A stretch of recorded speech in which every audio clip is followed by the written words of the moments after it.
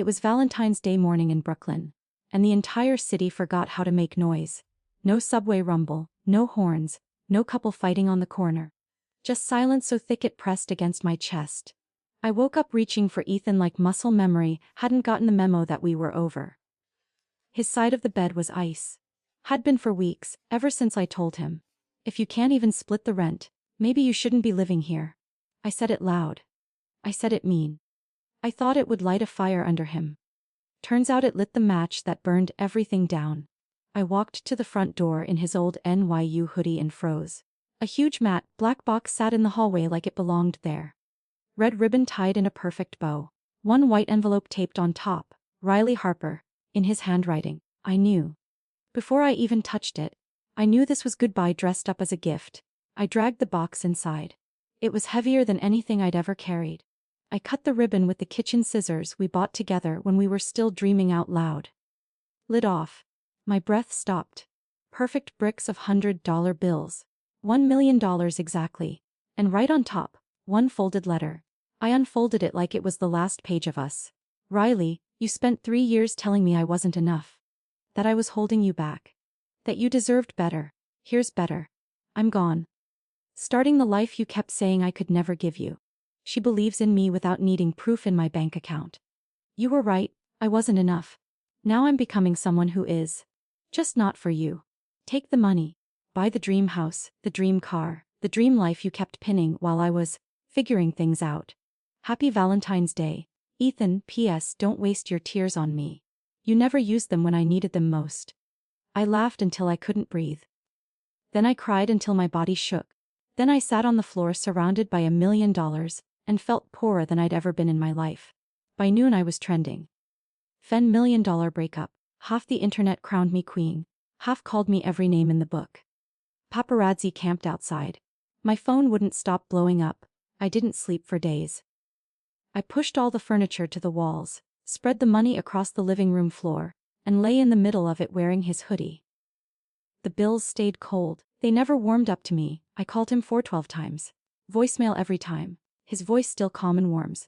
Hey, it's Ethan.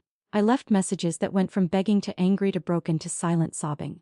On day 6 I called his best friend Connor at 4 a.m. Riley, please stop torturing yourself. Where is he? He left the country, knew everything. He made me promise. Connor, tell me. A long pause. Then the truth, soft and sharp. That money isn't his. He sold everything he owned. Took loans he can't repay. Borrowed from people who don't forgive. He went broke so you could be rich. He wanted you to have everything you said you needed, and still feel empty. I hung up and looked at the green ocean on my floor. It wasn't a gift. It was the most expensive, I told you so, in history. 3 weeks later I bought a penthouse on Billionaires Row, all cash. Vogue put me on the cover. I smiled in every photo. I went to every party. I became the girl everyone wanted to be and no one wanted to know. But every night I came home alone, locked the door, and cried into the hoodie that stopped smelling like him months ago. I kept his letter in a frame above my bed like a scar I refused to hide.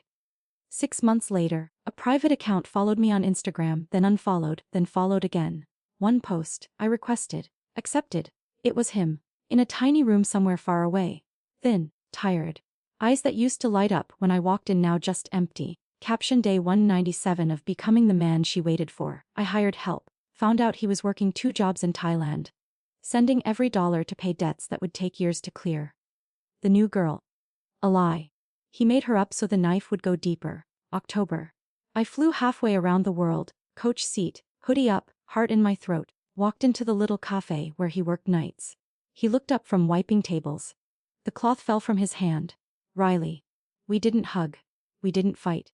We just sat on the roof at sunrise and watched the city wake up. I offered to pay everything he owed. He smiled, small and sad. That's the thing. You can't fix this with money. You never could. I stayed a month. Slept on floors. Ate street food. Watched him work until his hands shook. Watched him become someone strong, quiet, unbreakable. The night before I left, he finally asked, "Are you happy now?"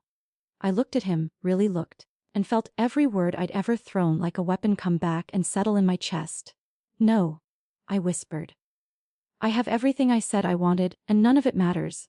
He nodded like he'd known all along. I came home and started giving it all away, quietly, anonymously, until the penthouse was empty and my bank account was back to zero. Christmas Eve. I took a bus to his mom's house in a small Ohio town. Snow falling soft and slow. I stood on the porch in boots with holes and handed her one envelope. Inside his original letter, worn soft from being held too much, and every dollar I had left in the world, $43.18. Tell him. I said. Voice cracking. I finally understand what enough really means. She cried. I walked away before she could hug me. I don't know if he ever came home. I don't know if he forgave me. I'd only know this. He gave me the world on a silver platter, and taught me that some things can't be bought. Not for $1 million, not for $1 billion. Some losses you carry forever, and some love, even when it leaves, never really lets you go. Riley didn't come home from Thailand fixed. She came home hollowed out, like someone had scooped everything soft from the inside, and left only the shell that still knew how to smile for cameras. The first thing she did when the plane touched down at JFK was delete every brand deal in her inbox. No more. How I turned heartbreak into a net worth. Sponsorships. No more. Get ready with me while I count my ex's revenge money. Videos. She wiped her public Instagram, left only one post.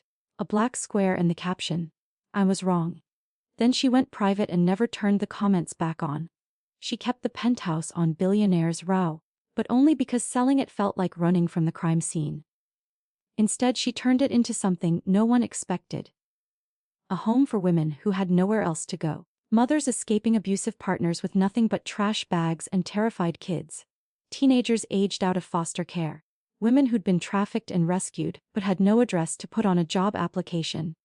She hired a full-time social worker, a lawyer, a therapist who specialized in trauma.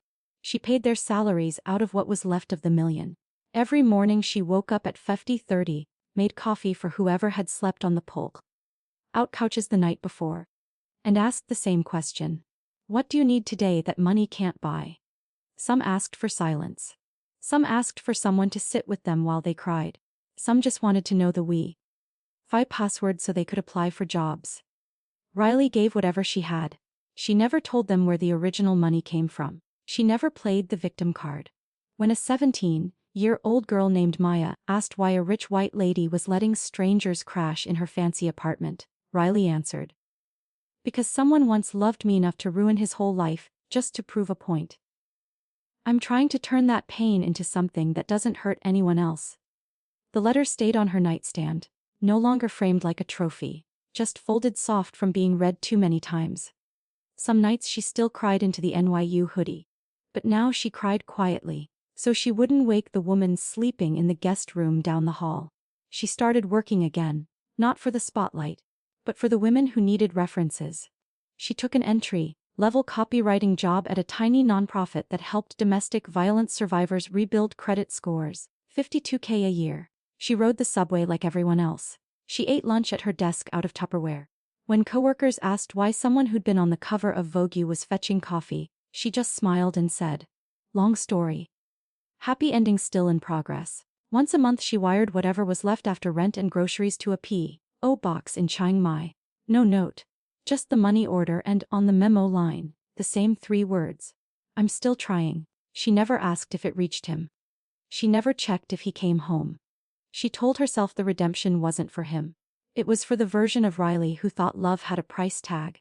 2 years later, almost to the day the box showed up, she got a letter in the mail. No return address. Same cream paper. Same handwriting.